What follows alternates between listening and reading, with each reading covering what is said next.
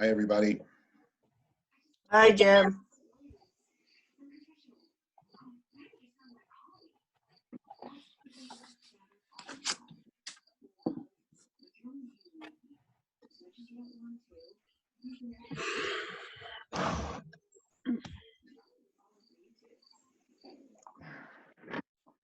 Hi, Jay. Jim, how you doing today? Far so good, and it's almost over. Well, I hope this won't be too bad for you. I don't think it will, Jay. I think we're pretty good. Hey, have we heard back from, I know I should wait till new old business, I guess, but on the, from, forget who it is, on the transfer station? Weren't they supposed to report back to us? Cardinal Engineering, Jay? Yeah, Yeah, they're still working on that. okay. But yeah, as soon as they get their plans together, we'll get together with them. Yeah. Do we have an idea when they should, when that's supposed to come in? Not this week, but next week we should have it. Great. Okay, great. Hi, Joan. Hi, Jim. And Jay and Mary Ann and Dan. Hi.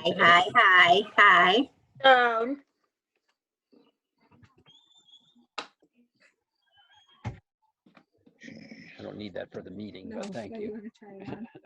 Jay, are you getting a cocktail? No, No, I'm making him a mask. Hi, Emily's making me a new mask. Oh, Good. it's good. Yep. Thank you. have a good meeting, everyone. Hey, Emily, Yeah,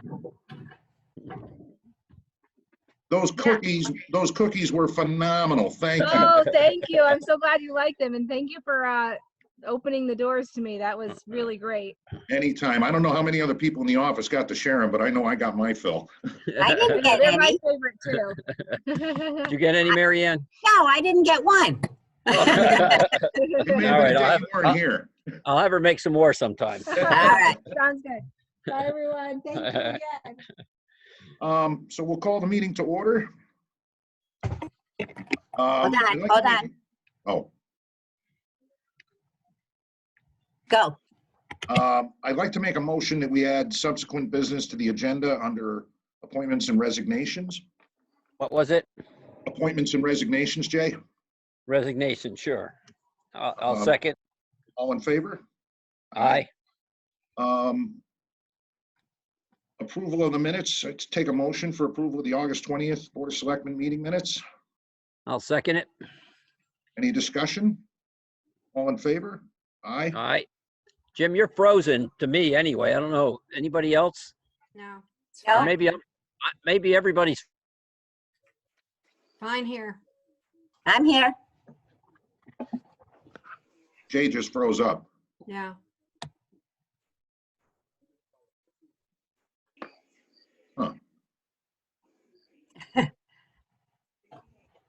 Do you think this is going to be the last Zoom meeting, or is there any chance you're going to get back in person anytime soon? Not unless the numbers change, Susan. Really? How bad are the numbers? now? They're still rising in the state of Connecticut. Golly. I put an email out last week to all the boards and commissions, and all but one, zoning, overwhelmingly did not want to attend in-person meetings. Zoning? Zoning wants to do in-person. Good. Yeah. Good. That's what I'm on. Yay. Okay. Hooray. So what are the numbers? Are they in Litchfield County or Washington itself? No, Litchfield County, they're rising. So we got a daily briefing from the governor's office. Okay. How many? Like tens, dozens, hundreds? Probably 10 to 12 a day. Wow. Yeah. That's disappointing. Yeah. Thank you. Just gonna wait for a minute and see if we can get Jay back on.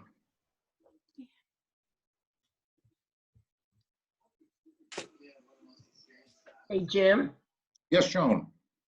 without Jay, you can make the motion, second it, and pass it. We'll be done sooner. Right. Joan, I could be adjourned before he got back on. That's right. Goodbye.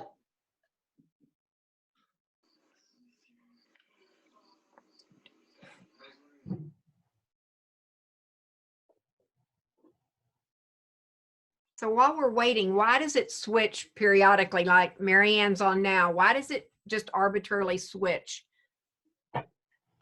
I don't know. Because you're on big picture now, and then it'll be Jim, and then it'll be somebody else, and there seems to be no rhyme or reason. I just wonder why. It might be your settings, Susan. That's Which- Jay on the phone. So hold on. Switch to gallery settings, Susan. Gallery setting. Jim, you want to get it? I think he hung. Oh, Gallery. I should have grabbed it, Mayor, sorry. Gallery settings. I don't see that. Oh, well.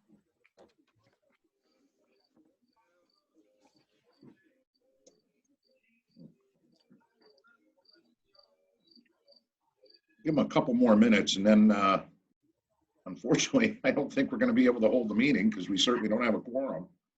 Oh. Hmm. He can try and phone in. Yeah, there is a dial in, Leslie. Let me see if he's trying to email me. Oh. Hi, Jay.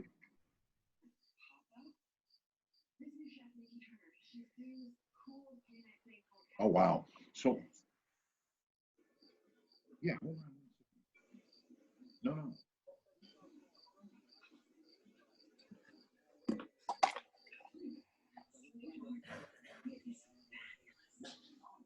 Can everybody hear Jay? I've got him on speakerphone.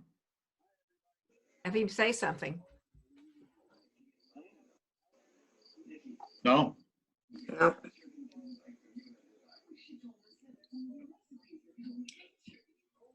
Try that, Jay. I know he's there, but he's mumbled. So, yes, we'll do that. So under, there's no communications. Under appointments and resignations, I wanted to add the appointment of Michelle Gora to the Economic Development Committee. Jay seconds it. And all in favor? Aye. Jay voted in affirmative. To accept the resignation of Rocky Tomlinson as Emergency Management Director with our thanks and gratitude for his decades of service.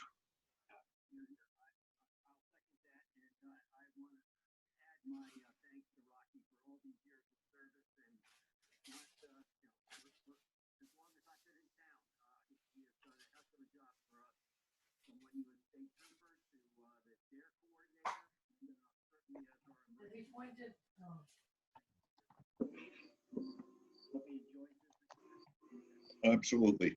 So all in favor? Aye. To appoint, I make the motion to appoint Mark Showalter and Ethan LaBella as co-emergency management directors. I might be back. Yep. Hey, I hung up on you, Jay. hello, everybody. All right. I'll second that. All in favor? Aye. Aye. Just a brief report from myself, sort of an update of where we were.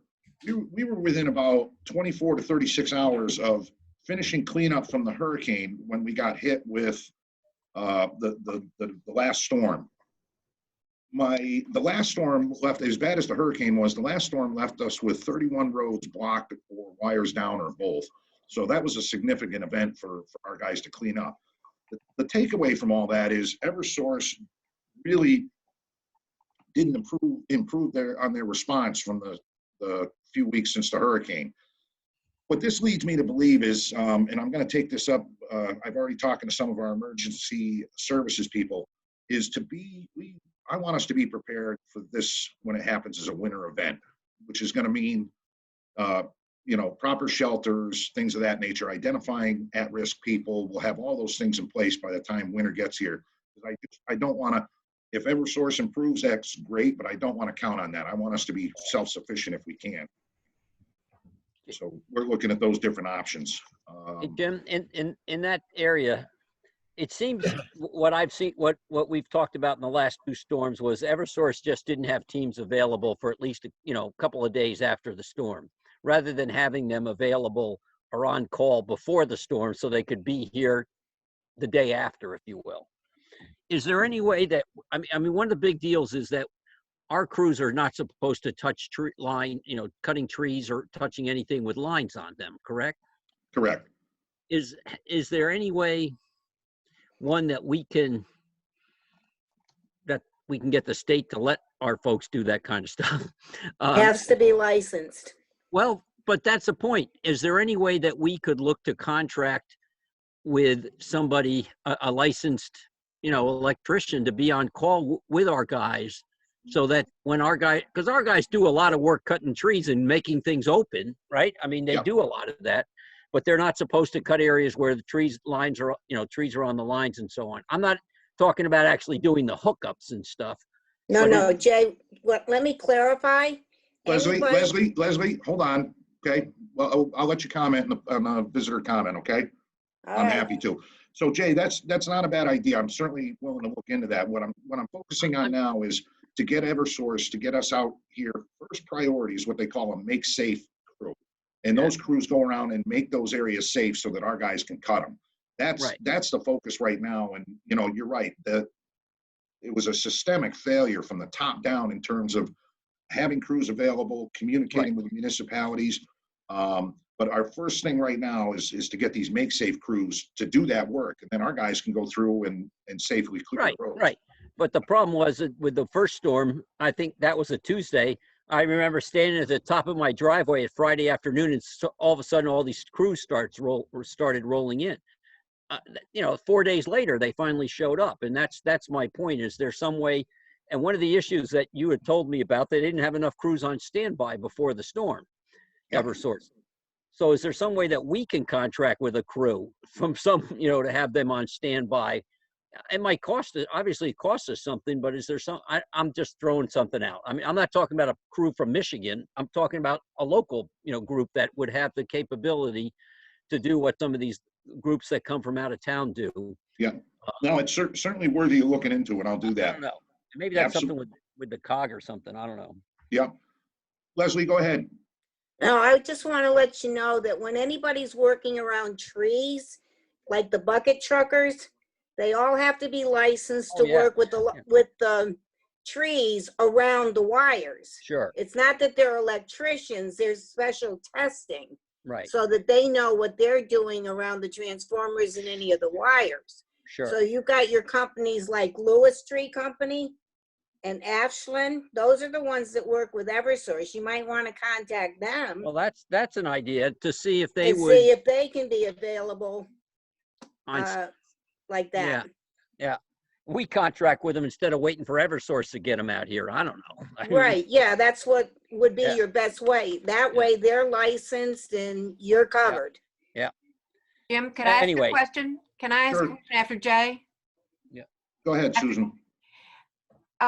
Lewis Tree, by the way, is here today doing my trees, so they are on top of it. Yeah. Eversource sent a letter out 2 days ago and said, can Lewis come by? And so I said, gladly. But anyway, my big question is, big picture, maybe Jim or Jay has heard of this, but why don't we get these lines from Spectrum and for Eversource underground like most states are? Is it just, forget the cost. Has it ever been discussed and thought of? It never goes beyond the cost, Susan. It is That's the problem. astronomical. Astronomical. What if they charged everybody $5 more a month? Surely that would be a start to do the easiest areas first, no? Wouldn't touch it. Like Hartford. I mean, yeah, you're talking, unfortunately, it's just ridiculous. The problem is we started when they started these lines, they were all above ground. These places you're talking about did them when they first put neighborhoods in, new neighborhoods in. Going back now and doing it is, as Jim says, Astronomical, Susan. I'll give you one quick example. To run 3-phase from Nettleton Hollow up to the transfer station, almost $300,000. Oh my God. Yeah. So it's just, I get the logic behind it, but to Jay's point, when all these communities were laid out, the new ones were laid out with underground utilities. And even some of ours, we have certain roads that are underground utilities with developments, but everything that's been around for any amount of time has always been above ground. Well, aesthetically, I mean, which doesn't matter. I mean, if you drive down 202 heading towards New Milford, there's nothing uglier than looking up at 8 wires on left, right, crossing over the road. but I don't even care aesthetically. I just think we can't go through this, especially me, elderly people, 9 days without service. And then 3 days later, Spectrum comes in. So I didn't have internet or phone for 10 days, 12 days. And I run a business, and I asked Spectrum, I said, does business have any preferential? They said, no, it's the grid. It's the grid. If you're here, if you're across 202, if you're across, so they don't care about a business, but I just worry about elderly people who just can't cope with 11, 12 days without electricity. You know, it's just Well, I think ridiculous. that, excuse me, Sue, I think that's Jim's point. We need to be more on top of who those people are so that we can make sure we can service them. And if we can't reach them, we're a small community. We can send somebody out to make sure they're That would be okay. a great idea. That So I would be think super that's what cool. Jim's trying to talk about. I think that's a great idea. Yay, try. Thank you. So just moving on to old business, we talked a little bit at the last meeting about some activities that the Alto Valley Health Group was going to do at the town hall. So we pursued it a little bit further. They've extended the invitation to any of our seniors. I've moved that over to Pam Collins, our director. There is no charge for their classes. They're happy to host. And Great. these are essentially balance classes and some chair yoga done in the main hall, plenty of room, plenty of distancing. We've gone through all the typical protocols for safety. And so that's going to start on September 9th. And Pam has had for about a week of the contacts and the flyer that any of her seniors are welcome to join. Great. That's great. We got the space. That's nice. Yeah, I think it's a good utilization, Jay, of that Yep, space. yep. Yep. Under new business, Jay, when we lost you there for a bit, Susan had asked a question of, when, is there any light at the end of the tunnel for conducting in-person meetings? And about a week or so ago, I'd sent out to all our boards and commissions that I wanted to, once we got through a relatively safe period with the school, 2 or 3 weeks, to float the idea of doing more of an in-person meeting for boards and commissions. It was overwhelmingly, people were opposed to that. All commissions except zoning said their commissioners had no desire to do that. They're content with the way we're doing it now. Business is getting done, things of that nature. And I get it, because just like our town, a huge demographic that makes up our boards and commissions are seniors and elderly. So they're a very at-risk population. So right now we're working with Ed Advance to do this thing so the commissioners can be in the building, but they're broadcast out via Zoom to the public. So people, Right. and I don't think it's a huge technological hurdle, but that's kind of what we're working towards. Yeah. And I think we have some of the technology, given what we put into that system initially, to help us get that going too. So I Yeah. think that would be nice. I mean, I used to, Board of Ed meetings I've been at in different communities, different towns have their meetings online live. I kind of have to say I was not real a fan of that, because you do get people who play to the community, the audience, if you will. But my experience over Zoom has been it's really been very good. And I think once we can move back to regular meetings, I do have to say, I think the idea of allowing the public to view the meetings, while they're in progress, is a good thing. And we have a lot of people who can't make it, can't travel, whatever. I think it's worked out really well, these meetings, quite frankly. So Yeah, I think you're right, Jay. That's one of the positive byproducts that have come out of this, is you've probably gotten people that we typically would not. Right. And I think and I'd like to continue to make that, for your point about the school, their most recent meeting, the board was at the school, had a webcam set up, but you saw the public via Zoom. yeah. So yeah. We can copy that model, and I think we'd be in pretty good shape. Yep. And my concerns about the way some of that gets handled, really, none of that has happened in all the meetings I've attended, both here and Board of Ed or whatever. So I think it's a good thing to do. That's great. Anything from our visitors? No? Jim, I'd I'm make it- just curious about something. Sure, Joan. You two just voted to appoint Michelle Gora to the Economic Development Committee. Yep. But as the coordinator, isn't she ad hoc to the committee? It just seems redundant to me, that's all I'm saying. I don't Well- think so, Joan, but I'll look into it. I mean, we just felt it was important that she, as the coordinator, be on that committee. But maybe that's a point we should think about. I think she. But it's her committee. That's I mean, just she's my certainly the opinion. staff person to that committee, that's for Right. sure. Just curiosity. Yeah, I Jim. hadn't thought Fine. about it that way, Joan. Sure. Whatever way you do it is fine with me. Thank you, Joan. Well, I have a comment to make about the zoning people. I think the reason they want to have a public meeting instead of zone is because they're going to be discussing temporary usage 10.8.